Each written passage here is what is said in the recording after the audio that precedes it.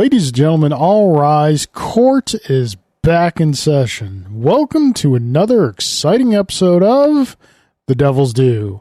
I am your host, Carl Duty. With me, as always, is a man who would always remember to duck, Mr. Drew Celestino. Would I? Would I, though? I think you would. Okay. How you doing, sir? Chipper as always, I see. Ever. When am I not? Aren't I just a ray of sunshine? I mean, you know, we flip chairs, so technically, yes, I'm great. Everything's great. Everything's awesome. That's what the Lego movie taught me. Everything is awesome. It said that. I think it was an Eva Netanyahu situation. They're trying to influence us, not so subliminally by song. If you get that reference, thank you. Oh, boy. All right. So, I didn't listen to last week's episode. Neither did I. Sometimes I do, sometimes I don't. But I knew we were rusty last week. Yes, I felt it. That there was like, hopefully, a little bit of it got kicked off this week. Ring hopefully. rust, man. Yeah, ring rust. We don't have that ring cardio yet. All right. So here we are back again. Sir, how was your week? It was a week. Let's see. Anything interesting happen? I got the weird urge to clean out my Nintendo Switch because it started to sound a little grindy. So that was fun. Really? Yeah. The fan is starting to show its age, just in time for the Switch 2 to be. I guess we'll talk about that at some point. Yeah. So yeah, I have the tools for such a job. I had to crack her open, and that was. I mean, it's not bad. It's actually pretty easy, but the screws are so small. They're so tiny, and I assure you that I did lose at least one. And then there are 3 screws on the top. There's one on the top, and there's 2 on the very bottom that attach to the casing near the USB port on the bottom on the very bottom edge of the console. Yeah. And I was wondering, like, I got them out, and I'm trying to put them back in, and they were not. They were just spinning. And what's going on? Like, why are they just? Did I put the wrong screws in the wrong places? That doesn't seem very likely because everything else internally was like. I mean, they're butter. so tiny. It can't be that hard to strip them. The screws themselves were fine. What I found out was after I was fretting about it a little bit, I'm like, this can't be right. I'm gonna take it apart and look at it again. Took it apart, looked at it again, and sure enough, the plastic, the hole portion where they screw into the threads. The threads. Thank you. Effectively, that's on a little bracket on the shell itself that comes off. Yeah, they were broken off. All right. It doesn't matter because it clips together anyway. And then there's 4 screws, one on each corner of the console to begin with, and one on each side underneath or on the Joy-Con rail, effectively. Right. So it's tight, but yeah, my Switch has seen some action. Yeah, you're much more handy in that area than I am. I love a project. If like my Switch started making that type of noise, I'd go right into a Drago mode. If it dies, he dies. If I can fix something, I will. Like every guitar you see on that rack over there, I have done something to. 2 of them I built myself, well, with help, but I was hands-on in their construction entirely. Other ones, electronically and stuff, I've replaced all that stuff myself. Me and a soldering iron and a lot of profanity. So, it was a good time. I love a good project. That, I don't know, like to feel useful. Meanwhile, I have projects in the house I should be doing, but I can't do those. Those aren't as fun. They're not. Tear apart a guitar, tear apart your Switch, yeah! Go tear up that ceiling where there seems to be a bit of a weird thing happening that you should probably take care of and patch it up with some new drywall. Nah. Actually, though, I do have to do that. While Jen's gone in the Philippines. Be a good time. She's not going to be using the office. That's the time to do it. I'm gonna create a big gigantic dust bomb mess right above her desk. So I might as well do it when she's not here needing the desk. And I am sure Grant will let you do that uninterrupted. That's when I call Papa. Fair enough. Help. Oh boy. How are you doing? Doing all right. Yeah. We're coming up on St. Patty's Day, which I right. really care about. I'm not Irish. I'm half Irish, but the day has special significance to me, not because of the holiday, but because it's my son's birthday. That's a little more important. So, by the time he hears this, it will probably be his birthday. Not saying that you're not going to put out till later, just saying by the time if I listen to it around him, it'll have been his birthday. Is he a big fan of the show? Well, probably not. No. And can you blame him? No. We're so unreliable. I mean, yeah. A regularly scheduled program. No, we're on the Once upon a time, maybe. Yeah. Then the kids happened. Yeah. And then Daredevil went away. Yeah. And then all of our hobbies got really lame. Yeah. Not all of them. I mean, most of them. Mainly the ones we talked about in the show. Yeah. So, and that and culture, not that we were really ahead of the curve, but culture caught up to where it's just the crowded noise of people yelling, and I just could not be bothered to listen to that. Yep. Anyway. So, a little bit of house cleaning. This will be, we joke about it, and then we're about to say this is probably going to be the last episode for a couple weeks because somebody's going out of town. I'm going to be gone. So you're going to be gone. I will be incognitus. So that'll be 3 episodes of Daredevil? 2, depending on when we can sneak out an episode. We'll get... My weekend when we get back is a little wonky, but it could work. We could carve out a niche. We'll make it up to you. We'll figure something out. We'll make it up to both of you. No episodes. In person? No. Listen, I know we have 2 confirmed listeners, okay? Because we have 2 emails. Well, let's stand on ceremony quickly. There we go. Alrighty then. Good. What is the selection of the episode? This is the Prison City, good brewery, by the way. Prison City Riot in Vermont style IPA. Awesome. And having been to Vermont once upon a time, this is really good. I don't know, my memory's a little foggy. No pun intended. Foggy. Pour one out. You just did. I literally just did. It's got a lot of flocculation. See all the stuff in it. I don't know what that word means. Yeast flocculation and particles and stuff. That's good stuff. That's a feature of the Vermont IPA style. Little hazy, little cloudy. I'm pretty sure this is on point for Vermont style. The beers in Vermont were phenomenal when I was there. Vermont is a cool state, and Bernie Sanders rocks there. So that's cool. I like Vermont. Vermont's cool. Awesome. Well, and Ben and Jerry's. There you and go. They're cool too, by the way. Well, as I mentioned, we do have a couple emails. We'll get to those momentarily. But, dear listener, if you want to reach out to us, ask us some questions, or share some thoughts on either our episodes or anything we cover here, you can do so at the following locations. You can like us on Facebook at facebook.com/devilsdupod, or you can email us at thedevilsdupod@gmail.com. Drew, that being said, we do have 2 emails.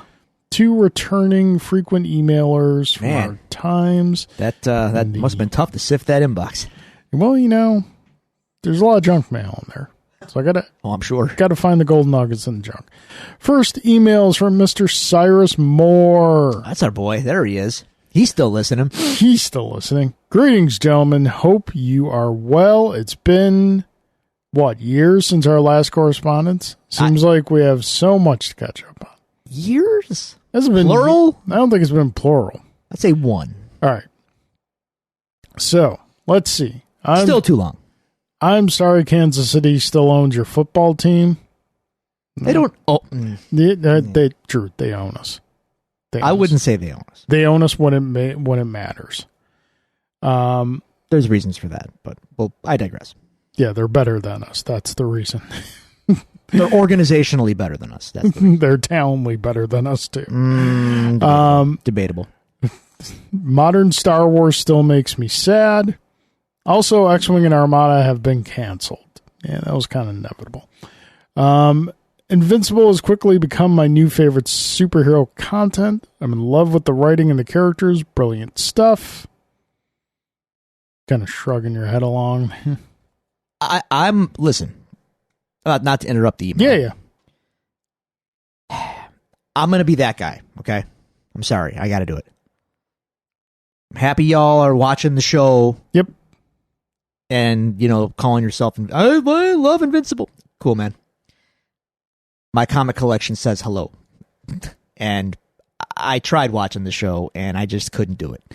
It just didn't tonally mesh with what I felt the comic series was and what made me fall in love with it. So, that said, if it got you into the comics, I'm here for you, and fist bump and all that, because it's one of my favorite all-time comic series ever.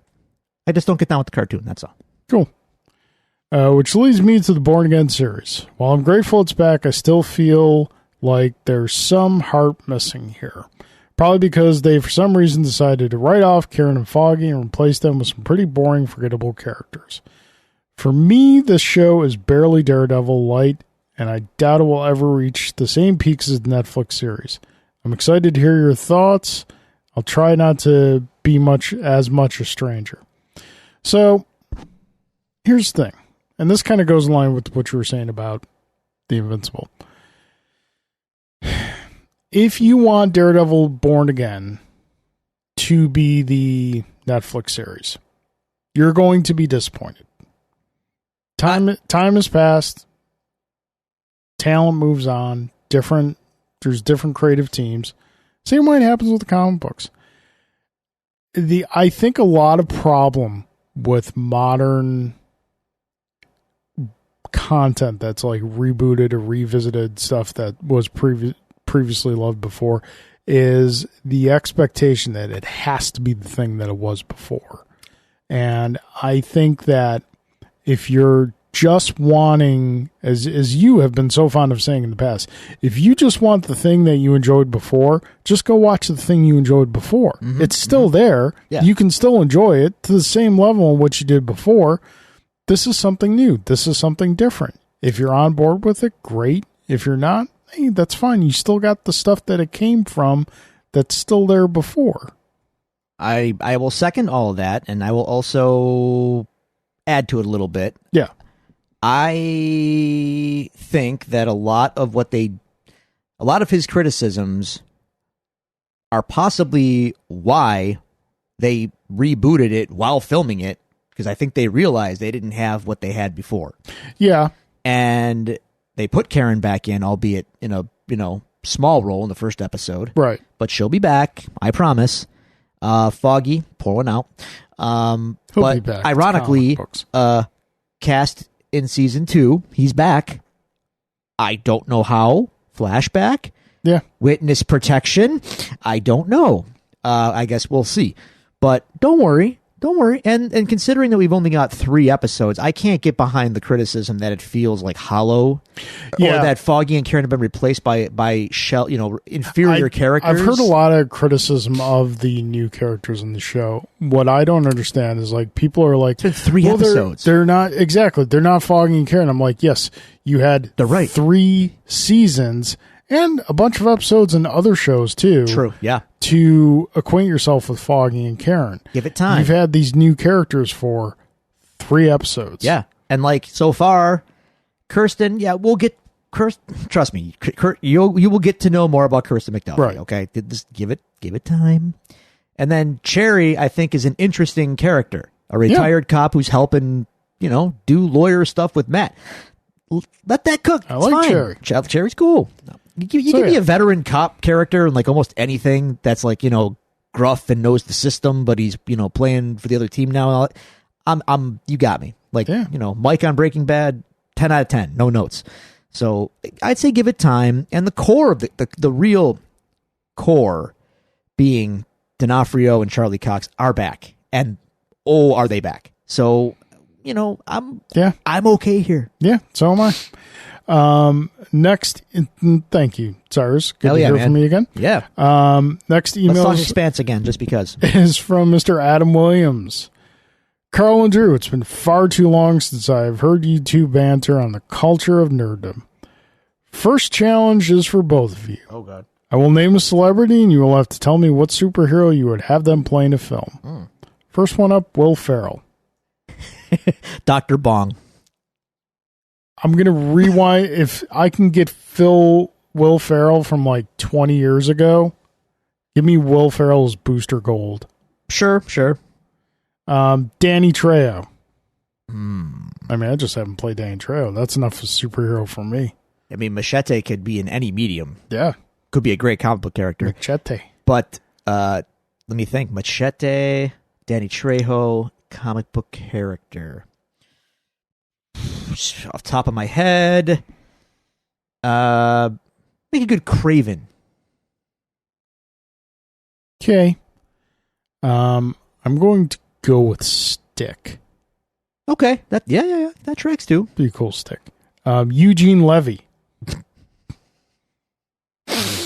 Boy. Yeah, one comes right to mind. MODOK. Oh my God. With the eyebrows. Boy, that's a spicy meatball. Oh boy, how about we just say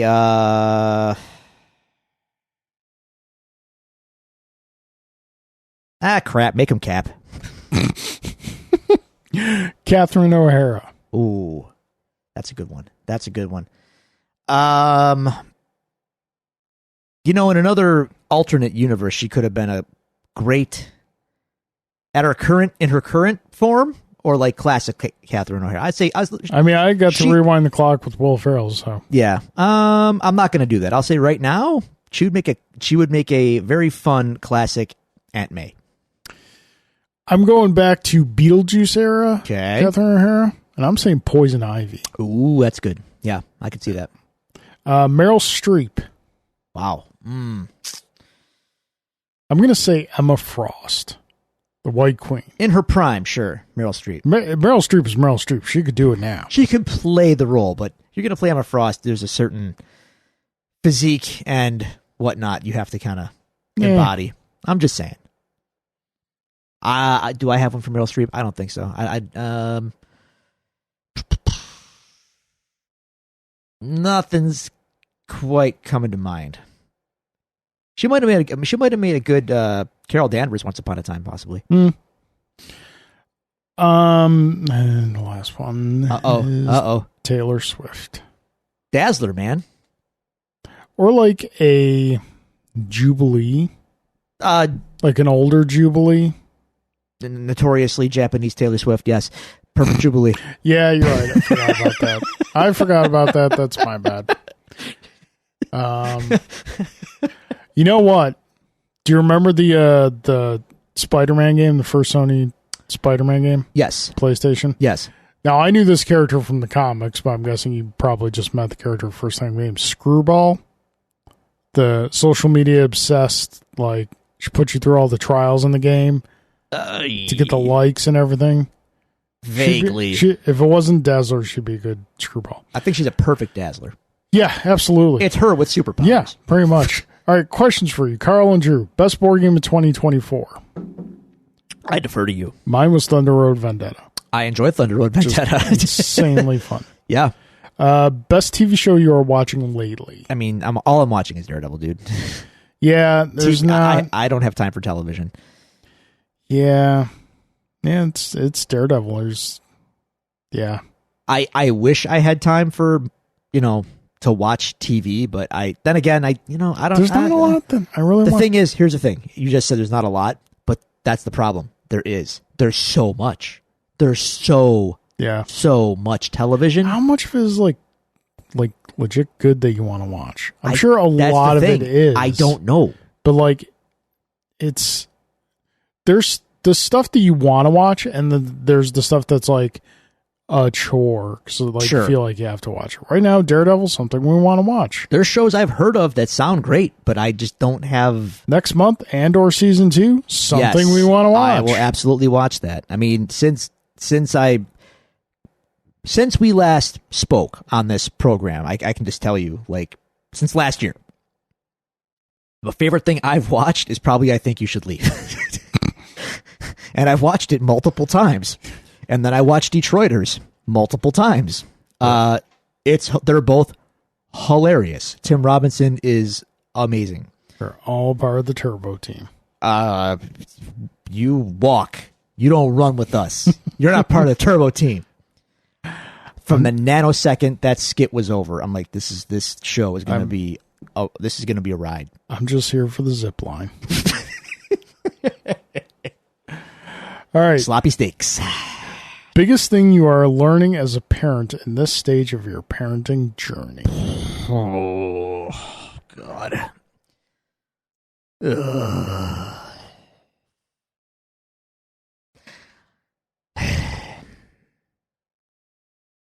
Why y'all got to get real with me, bro?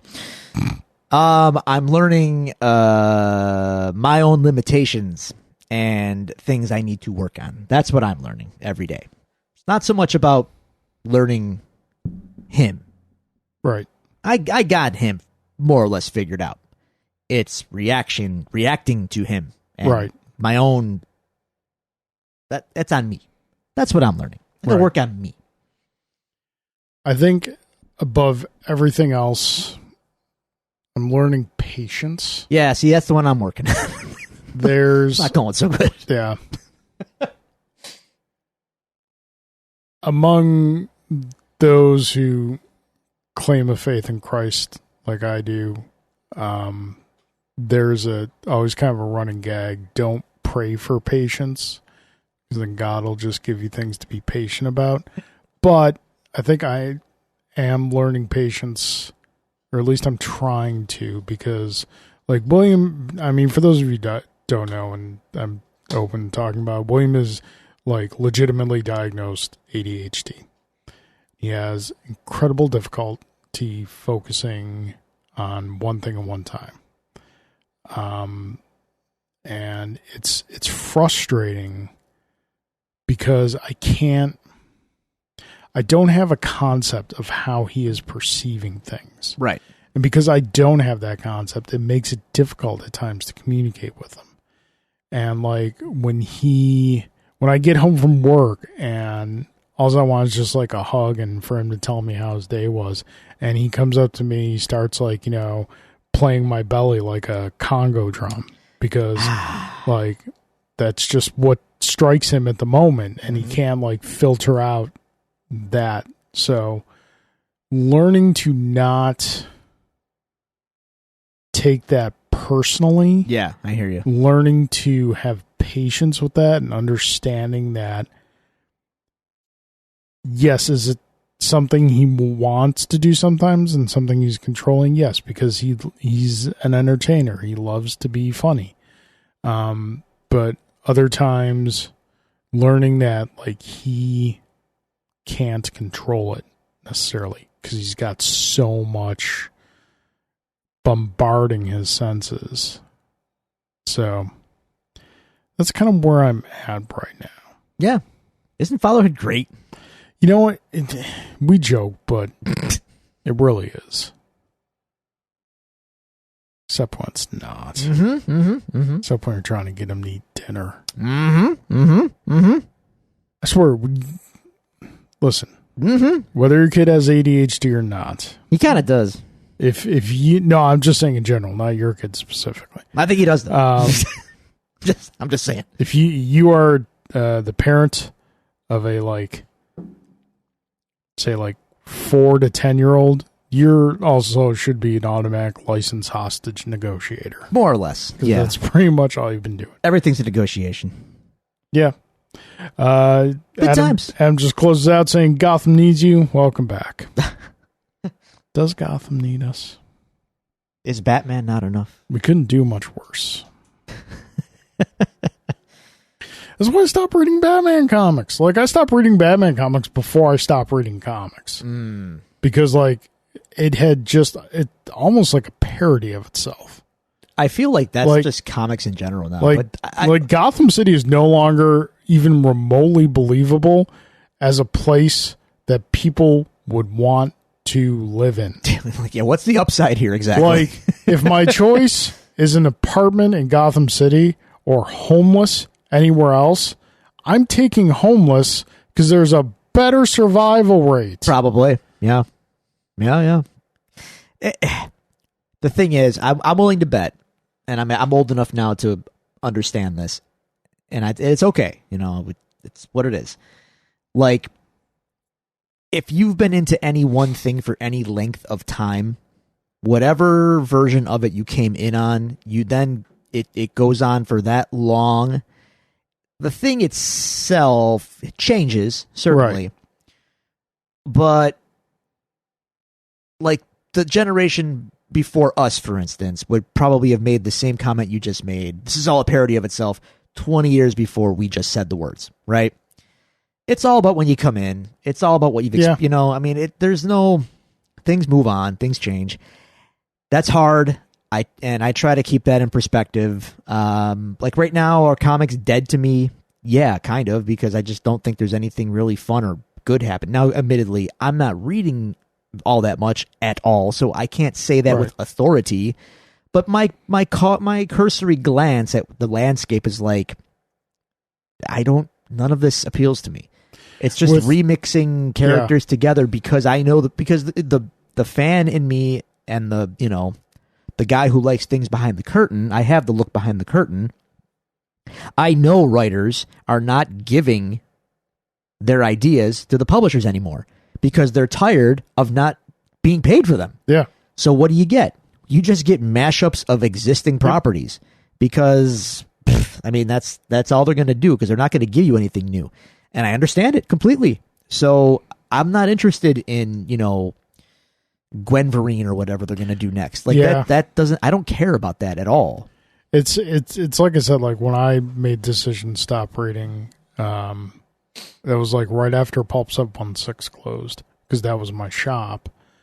And like I took a step back and a hard look at like, why am I still reading comics?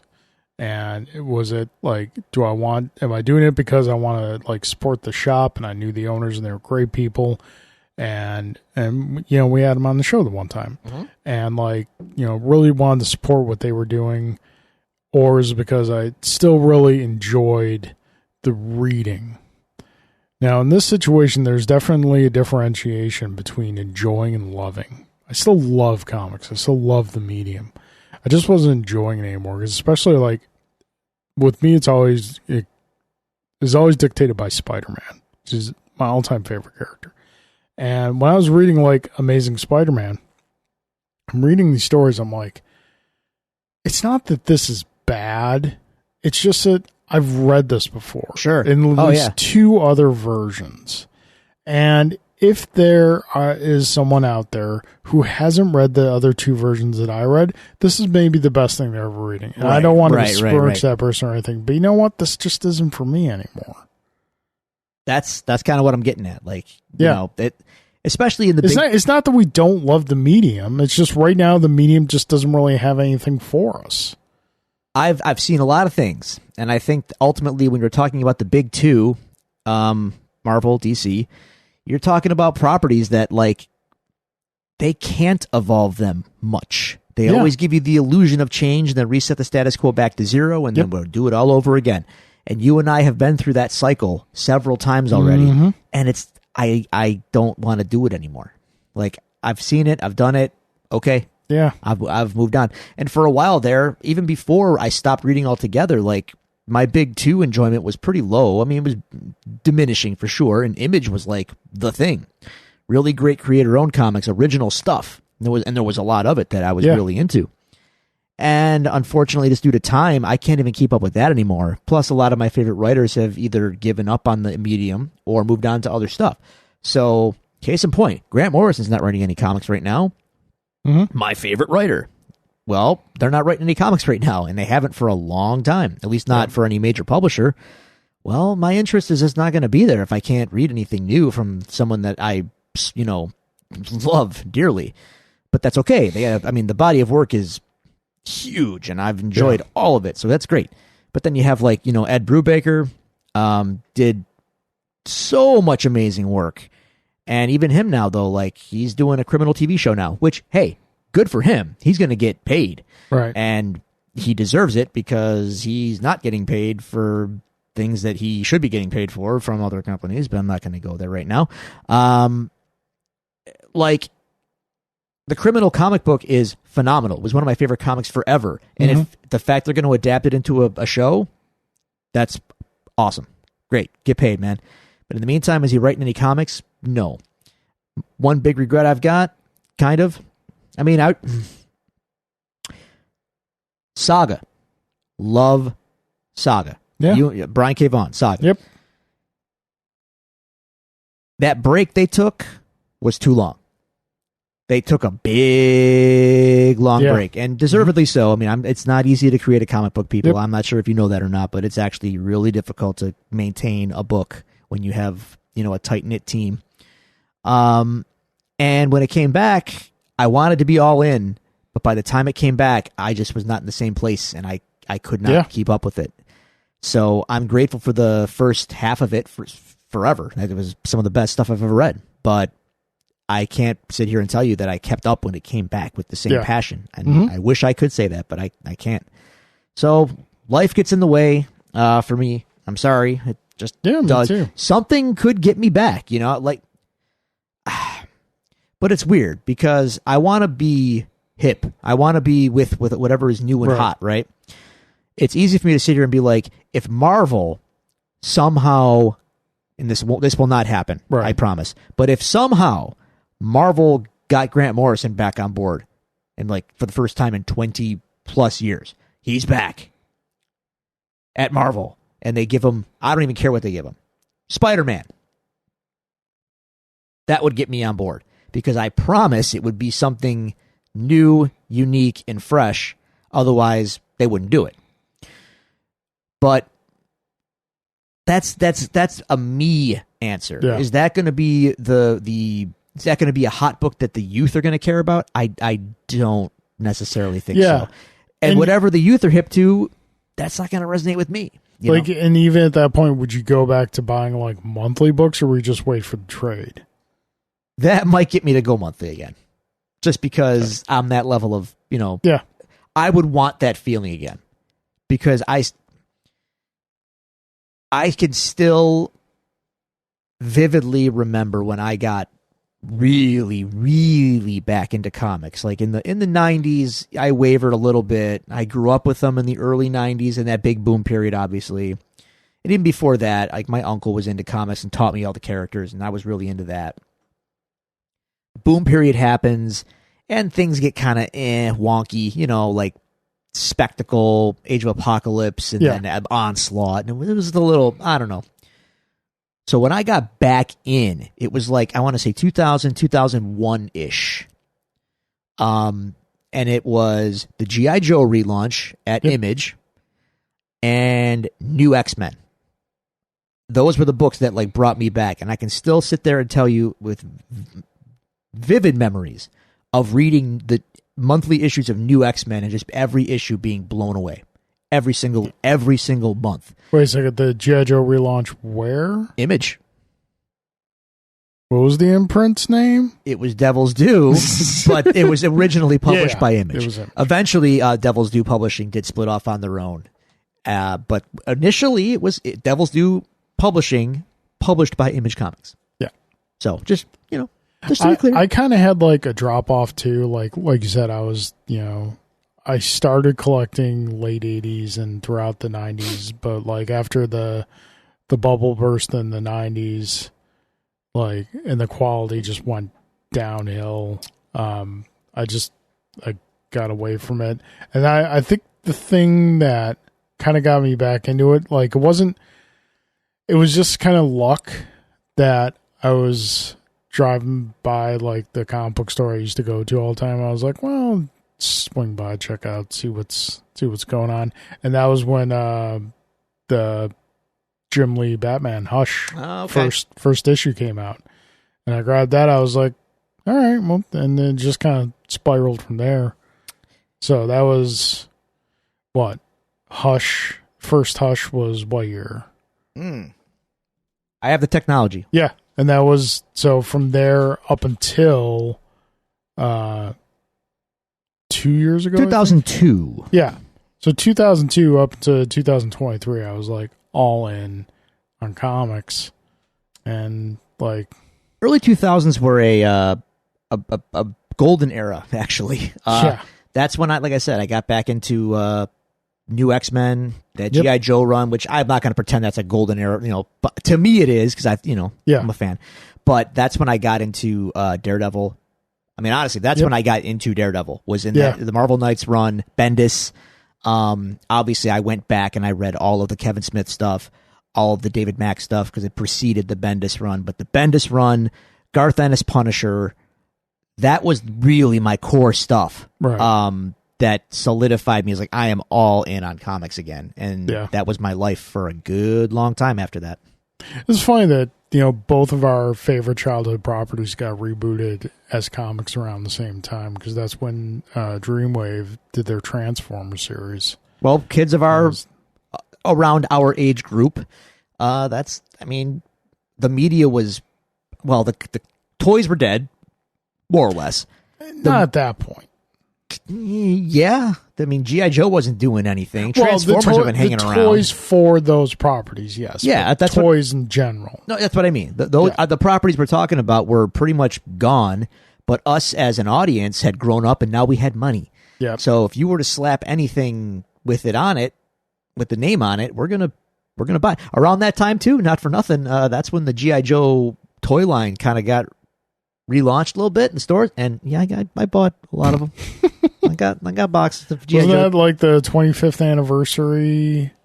Like the reissue of the classic figures. That's where it started. Classic card art, but the figures were a little retooled, a little bit better than the originals. I wouldn't say they were better. I could do a whole segment or episode on like the history of how they brought the toy line back. But needless to say, they dipped their toe in the water. The feedback was good enough where they said, okay, we're bringing it back, and they did. And the comic book wasn't necessarily part of it, right? But eventually, some characters that they did introduce in that Devil's Due comic series, they did end up making figures for, even though the toy line and the comic were not. Yeah, they were not hand in hand at all. Then the movie came out. We don't talk about that. We don't talk about that at all. Well, speaking of things that we do like to talk about, let's get into not quite news, but something that's going to be upcoming soon. We're bucking format from last week, by the way. We're making you wait for that Daredevil content. Yeah. We're back to the classic old ways. Format. So next month, which isn't that far away. No, Nintendo is gracing us with a direct with the Switch 2. Yes. Long anticipated Switch 2. Finally. They showed us a teaser trailer, which I think from everything I've seen and read was considerably before they wanted to. I mean, there were so many leaks. Yeah. I feel like they just had to be like, fine, we'll admit it. Yeah. So we'll admit the thing that everybody knows. So essentially, just like from the outside, it looks like a sleeker, more rounded Switch, which is fine. It's bigger, by the way. Yeah, bigger. But you are more tuned to the Nintendo workings and philosophies than I am. What are you expecting from the Switch? What are you expecting / what would you like from the Switch Direct? They are in a position where it would be really hard to screw this up, okay?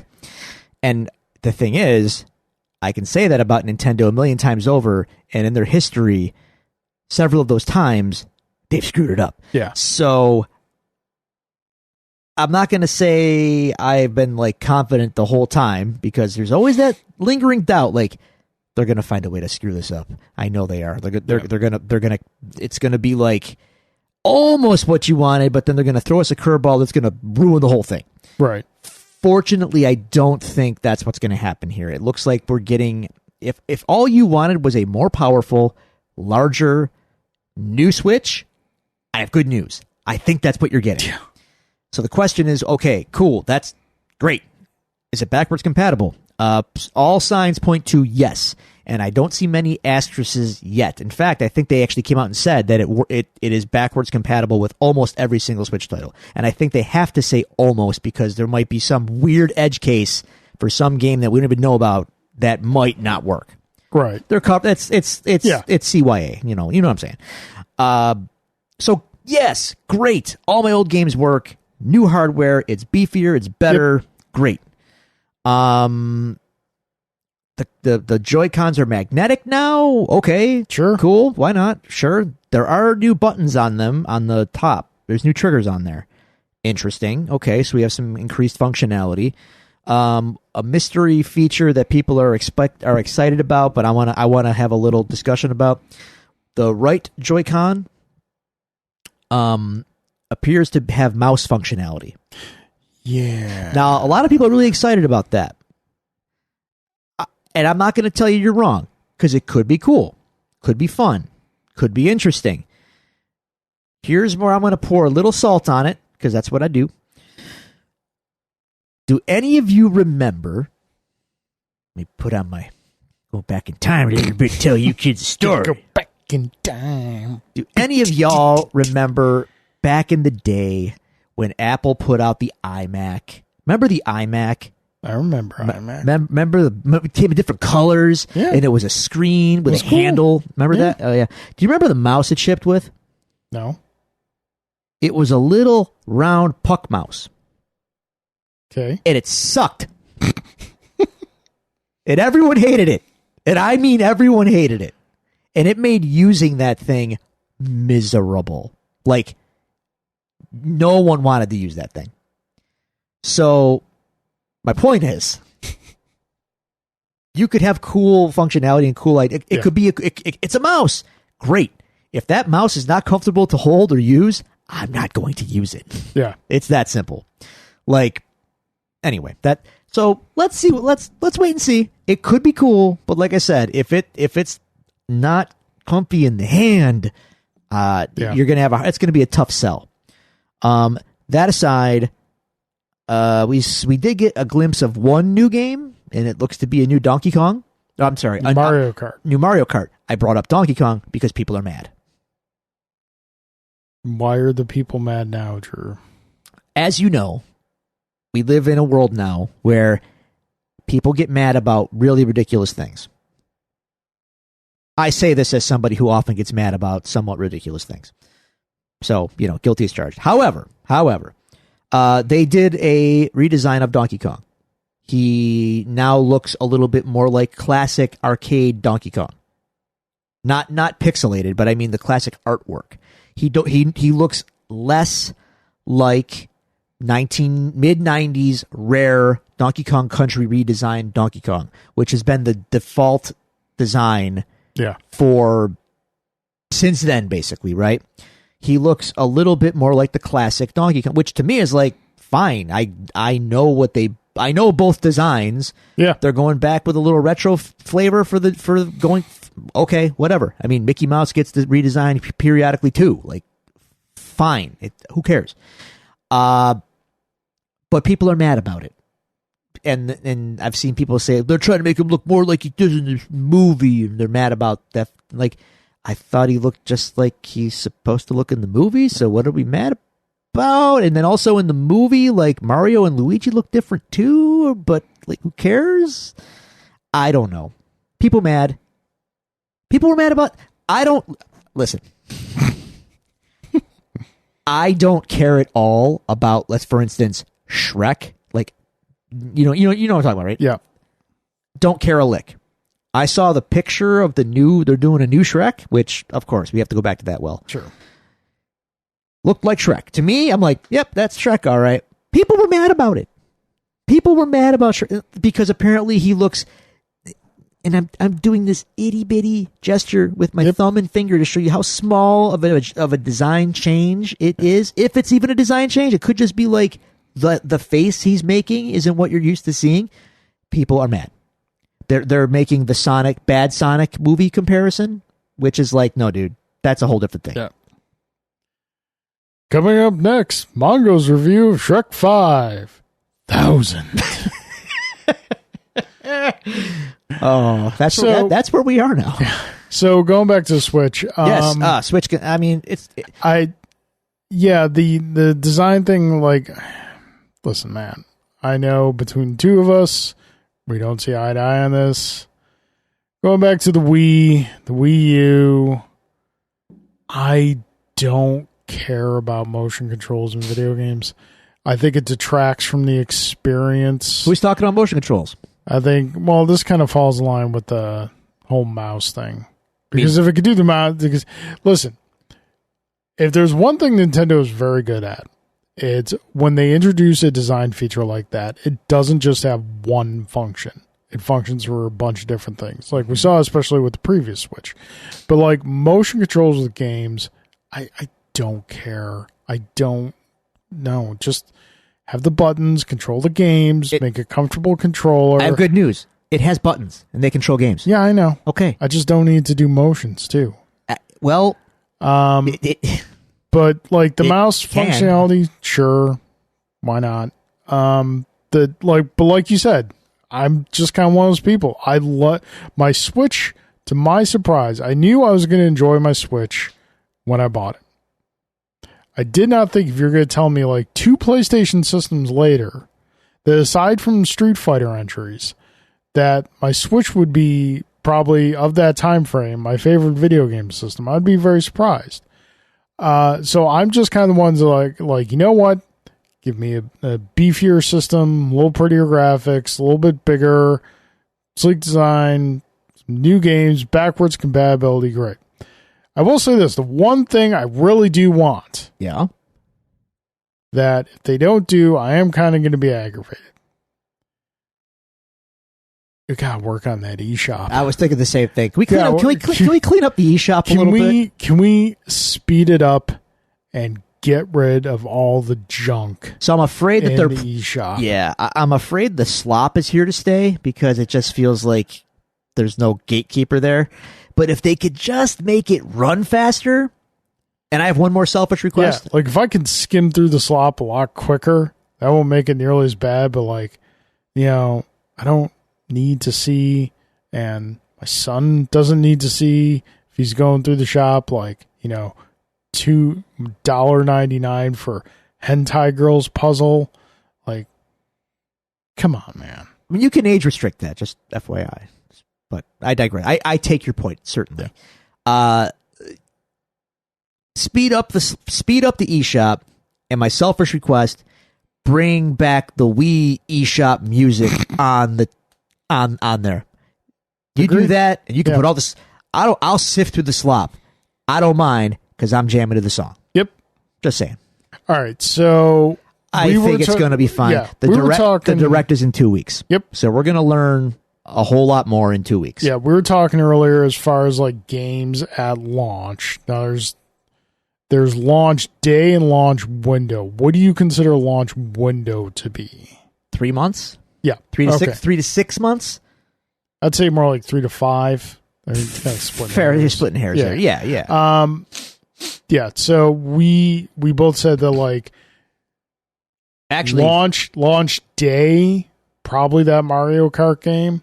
Launch window, hopefully fingers crossed, Mario Odyssey successor, 3D Mario sequel. If everything times out the way people are anticipating, this is all going to make a lot more sense. Your launch window is going to make a lot more sense.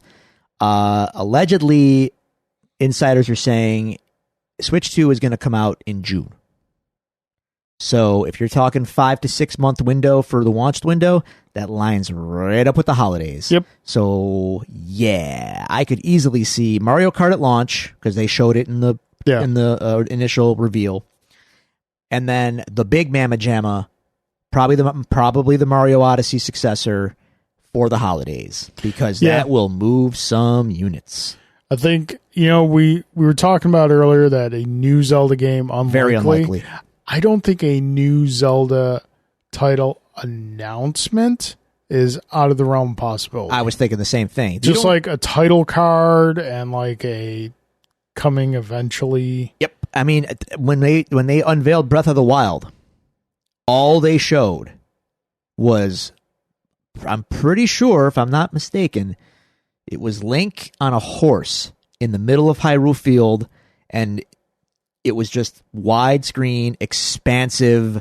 You could see everything in the distance in the horizon, and the implication of what it was going to world. be. Yeah, you know what I mean. And that was a launch window game, right? For that, no. For the Switch launched with Breath of the Wild. Launched. Okay. And it was also on the Wii U. Odyssey was a launch window. Yes. Okay. Yes. What a 1-2 punch that was. Oh my God. Yeah, so I don't anticipate a new Zelda game in the first year, certainly, but an announcement, a promise, something. I could see that, because that's going to give everybody.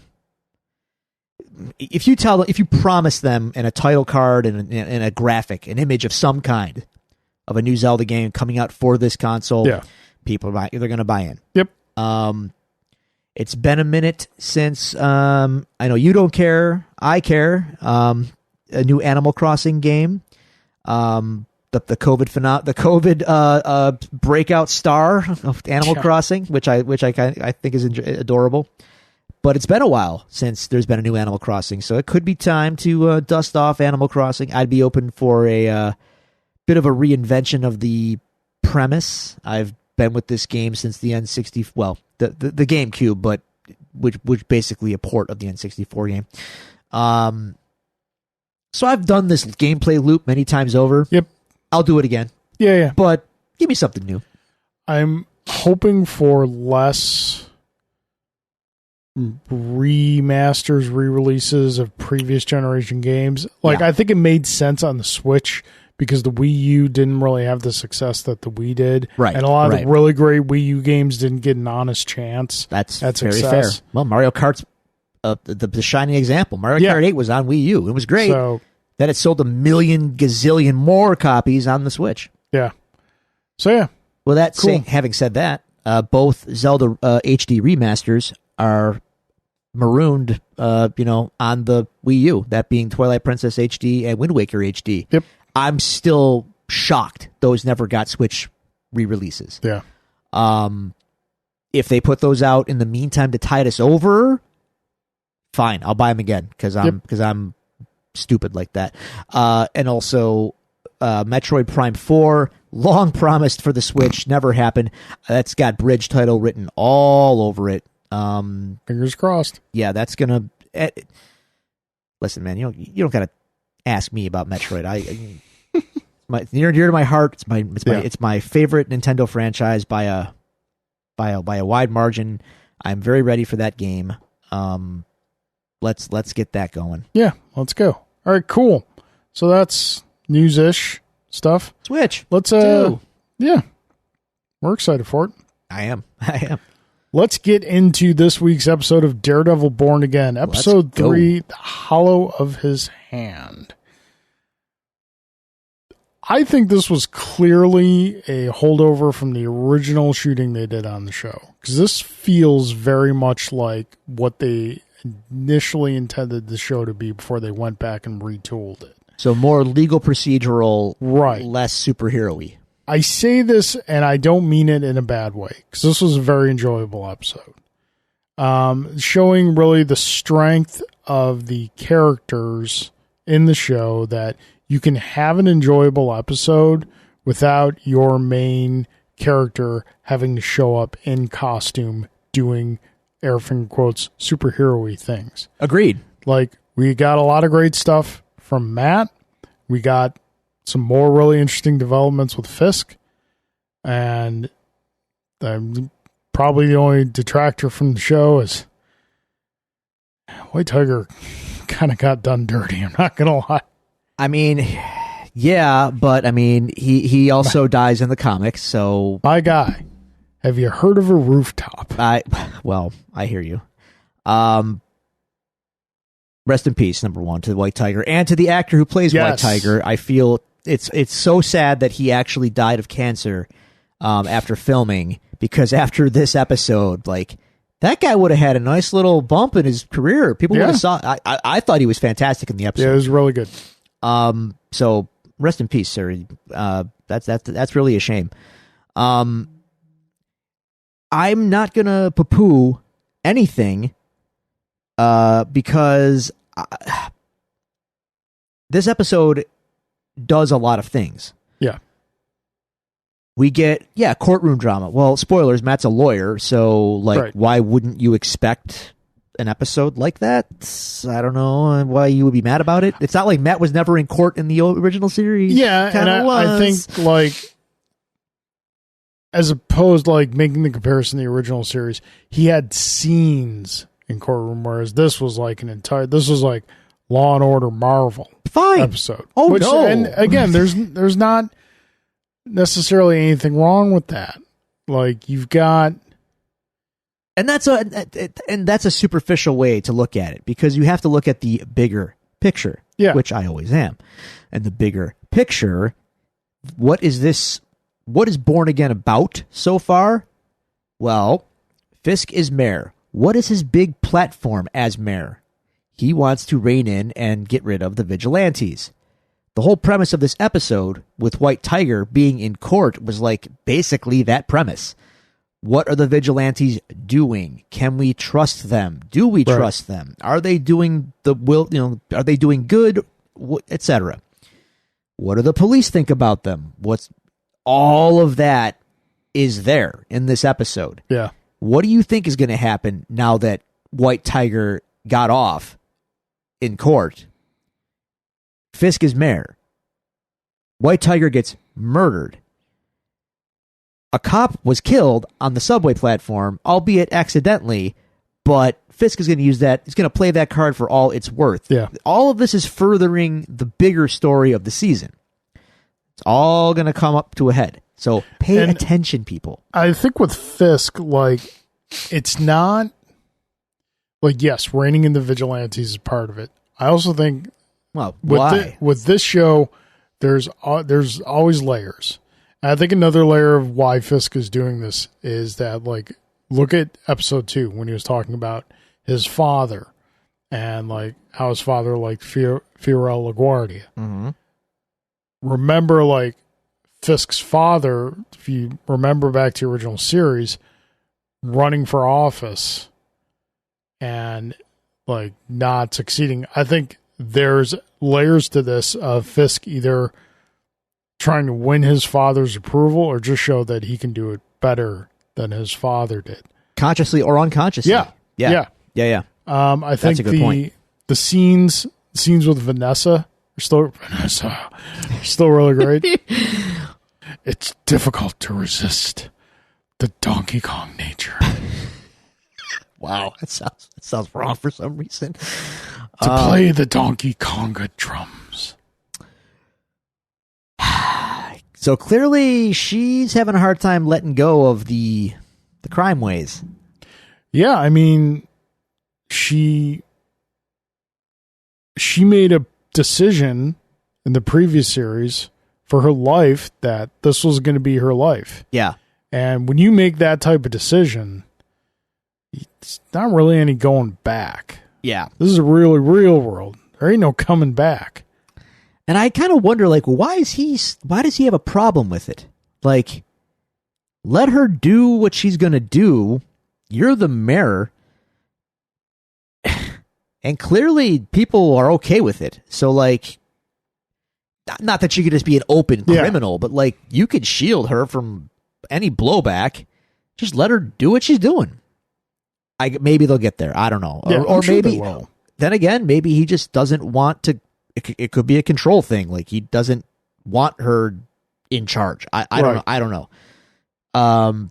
We're gonna get there. I mean, Fisk clearly has a lot going on. The bigger picture for him is not. I'm not gonna say murky, but yet to be revealed. He clearly wants to get rid of anyone in his way. So he's got the police department under his thumb now. He wants the vigilantes off the street so they can't stop him.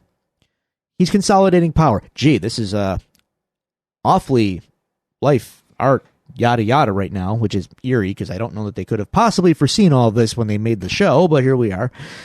Yeah. Anyway, I don't want to dwell on that. So Matt pulls the gambit. Well, his witness. Who are you about to make a name of himself in that courtroom? His rock star witness that was supposed to exonerate White Tiger gets scared in court because, I mean, spoilers, man. He's going to testify against the cops. Even if this dude gets White Tiger off, he's just a guy. Once he leaves that courtroom, he's probably a dead man. Yeah, and he knew that. I forget the character's name, so I'll just call him Torres. I was just going to call him Skank because he felt like a little worm on a big flipping hook in that courtroom. That's not Skank. That's Skank right there. Skank's dead. Skanked. Anyway, that's right. So yeah, he gets clearly he's terrified, and you know, you get it. I get it. It's a shame, but I get it. So Matt has to play the big hero, and he does the unprecedented move that takes everyone by surprise and outs the White Tiger in court. Right. But to make a point that he's a good guy, and he has him on the stand. That it's the right thing to do. It's the right thing to do. Yada yada. Yeah. I wish we had gotten to see a little more White Tiger proper. Yeah. Like White Tiger in action before what happened to him. Sure. Instead of getting like a lot of, the testimonial establishing that he was a good guy. Yeah. Would have liked to have seen a little bit more, but yeah, I get it. So it works. The jury acquits him because they think he's a good guy. And he is a good guy. Right up until he dies. Yeah. Gets killed by the Punisher, but clearly not the Punisher. Well, I'm only going to say definitely not because we saw I more don't of the tattoos. Yeah. Yes. I can't believe they're going to do that storyline, but again, good luck, Disney. We're pulling for you. The only reason I would say it can't be is I just don't think the Punisher would work for Fisk to off a vigilante. Yeah, because the Punisher knows what Fisk is. Yeah. Remember, like, the friendly little chat and the chiropractic adjustment they had and their meeting in jail cell. Oh, I remember. I remember. Yeah, so but clearly, as we saw with some of these cops and their tattoos, Punisher's, they've taken his likeness and they're out there doing stuff and things. So, a little retribution against the White Tiger from the cops certainly is well within the realm of possibility. Little shocked that Matt didn't really seem to suffer any blowback from beating the crap out of two cops they just kind of swept that under the rug. Well, at least for now. I mean, they addressed it when the cop and him were talking in the bathroom privately. The cure for the black eyes, fast hands. Matt's sassy. Matt is sassy.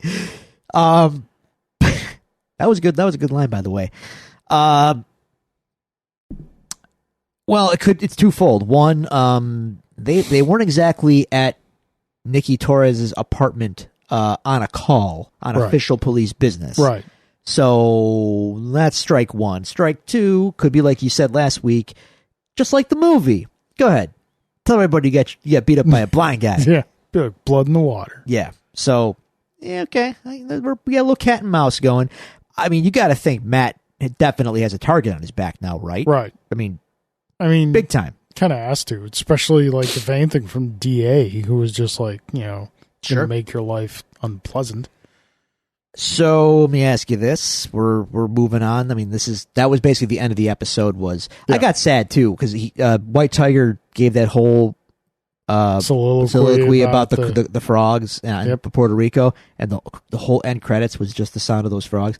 Man, that's a nice little directing choice there. That's solid. Good work, Marvel. the trajectory of the season.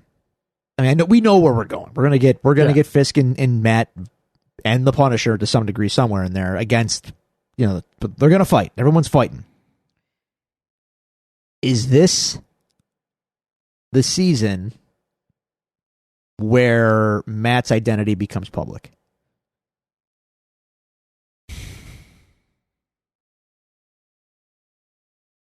I don't know. Identities are very tricky in the MCU. They are, but Matt has one. He's got a secret identity. Yeah. So like him and Spider-Man. Yeah. That's it. That's pretty much it. I don't know. Honestly, I don't know.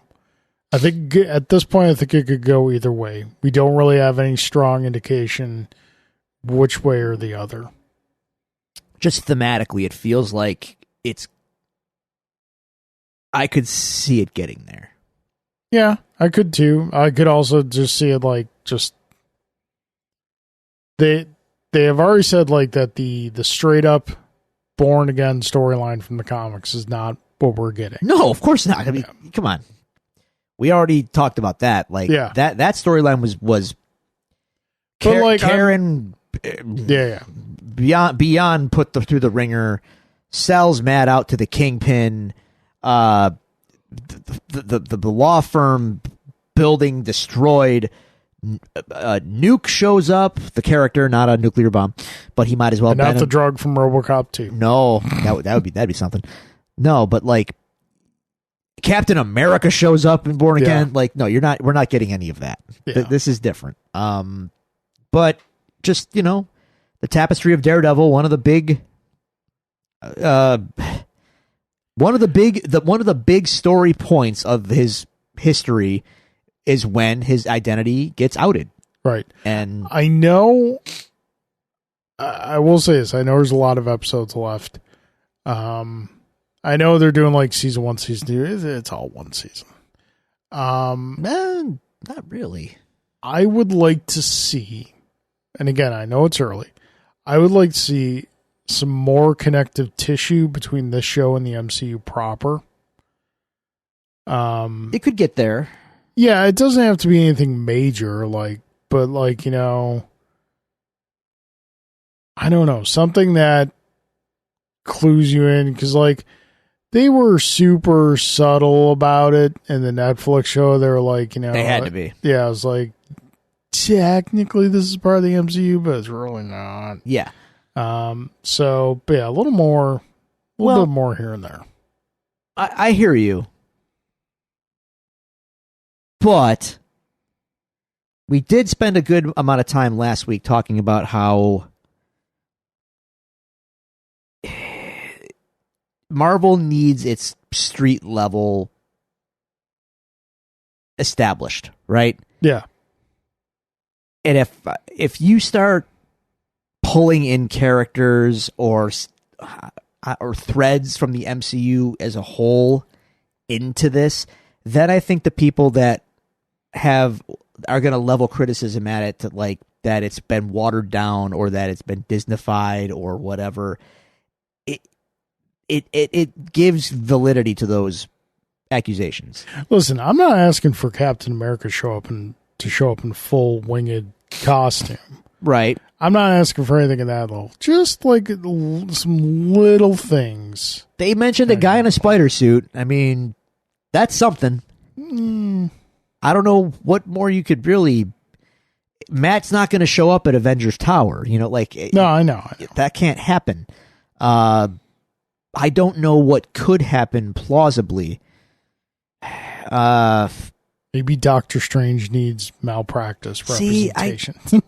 No, I get it. I wouldn't want something like that. I don't know. I don't know. It would feel gratuitous to me. I don't know what form it would take, but I'm saying just a little bit more really connect the dots here. I think it's and again, I'm not saying that it's got to play into the whole, multiverse saga. No. Just things here and there, maybe. What I would posit to you, for what it's worth, it's got the 6 degrees of separation. Yeah. Fisk is here because he was in Echo because she and Fisk were in the Hawkeye show. I know. Hawkeye's an Avenger. Full circle. Kevin Bacon. Ironically, in the MCU. Yeah, officially. Officially. Thank you, Guardians Holiday Special. But that's just me. Maybe just little something. Other than that, still having a good time, still enjoying it. Yeah. Looking forward to next week. I am as well. I will get to watch it before I leave town. So, yay. But we won't get to talk about it until I'm back. So I will try and take detailed notes before for both episodes. I'll probably get to watch the second one when it airs next week. Yeah. Where I'm gonna be. So yeah. All right. I think that wraps a nice little tight bow on everything for this week. I guess so. Well, is there something else you want to talk about? I don't know. We're here. Okay. I know. We don't have to. It's almost midnight. Whatever. I don't care.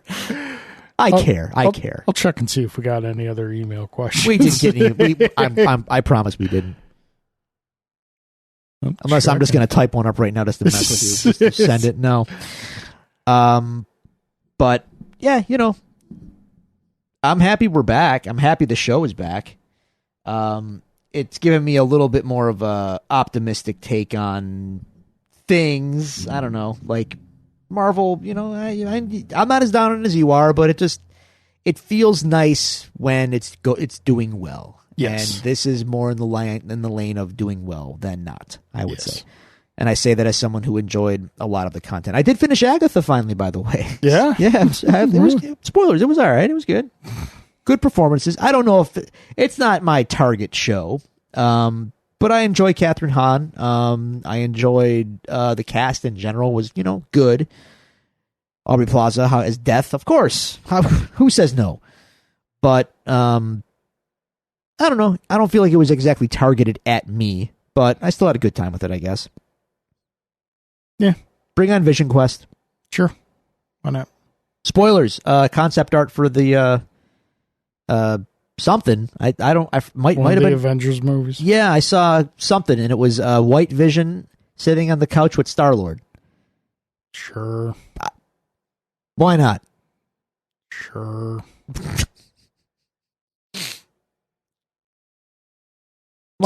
Second Robert Downey Jr. showed up in the Dr. Doom mask. I was like, yeah. Yeah. Let's see what happens. Not the best thing in the world, but let's see what happens. All right. All right, folks. It's good doing it for us this week. We appreciate you, as always, joining us here in our jaunty little journey down the courtroom stylings of Mr. Matthew Murdoch. If you would like to reach out to us, ask us any questions, comment on anything we discussed, you can do so at facebook.com/devilsdupod. Like the page, comment on it, or you can email us at thedevilsdupod@gmail.com. Drew, any closing thoughts? I'm sorry that we got back to this just for us to then take another big break. I apologize. I didn't plan it like this. And then I got some more bad news. Like after I do get back, I'm going to be kind of solo dadding for like another 2 weeks after that. So it might be really hard for us to do this again for a little bit. But I promise we won't leave you hanging for too long. I mean, does chloroform do any permanent damage? The movies have led me to believe no. Movies wouldn't lie to us. No, everything's just a flesh. You get shot. It's a flesh wound. Yeah. Last Action Hero taught me that. Yeah. Is Last Action That cartoon cat is like one of the best cops on the force. Danny DeVito. Is Last Action Hero underrated? Yes. Is it worthy of a reinterpret or a reappraisal in 2025? Absolutely. Okay. I'm just making sure. You tell me all I have to do, drive around the neighborhood, point the finger at the house and say the bad guys are in there? Leo the Fart is going to pass gas one more time. It's people didn't understand it when it came out. They didn't understand how great it was. People were not ready for meta in the 90s. Yeah. Movie people. Right. Grant Morrison was ready. Read Animal Man. That's my mind-blowing sound right there. Yes. Yeah, anyway. Hi. Yeah, Okay. that's my closing thought. No. Bye. Bye. Bye. Yeah. Bye? Yeah. Okay, bye. Bye. Okay, bye.